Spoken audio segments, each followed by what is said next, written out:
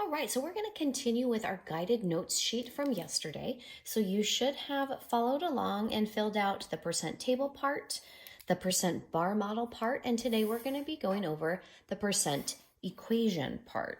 Okay, so here we go, using the percent equation.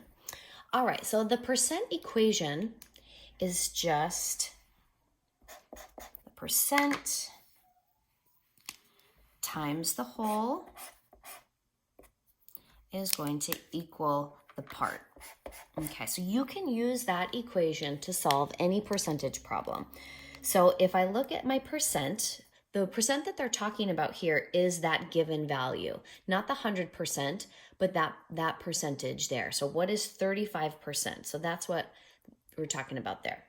All right, the whole, what do they mean by whole? We mean the whole number here, this 40. So what is 35% of 40? The whole amount, that 100% is 40, that's the value. And then it equals the part, meaning the missing number there. Now, I can use this equation to then fill in those values and solve for my unknown. So 35%, give me just a second.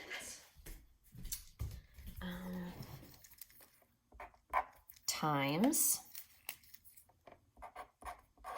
40. Oh, and I need to make sure that I write percent. 35% times 40 equals, and then that missing value. So I'm going to call that X.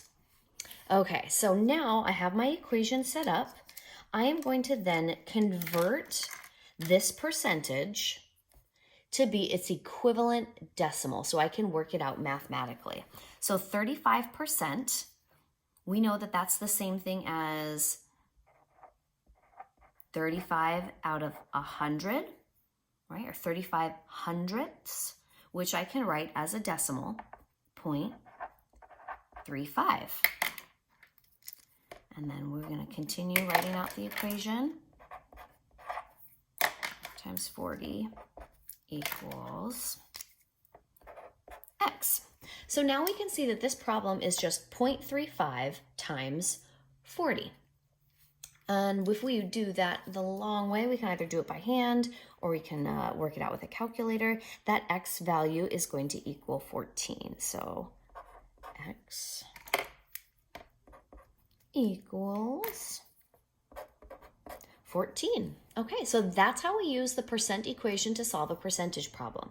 Now, this was, the missing value here was the part. That was the unknown. But you can actually use the same equation setup for different values when they, if they're giving you a different part that's unknown. So for example, they might give you the 14 and then you need to solve for the whole. So the question might be, 14 is 35% of what number?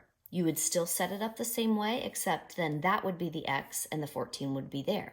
They also might say something like, what percentage of 40 is 14?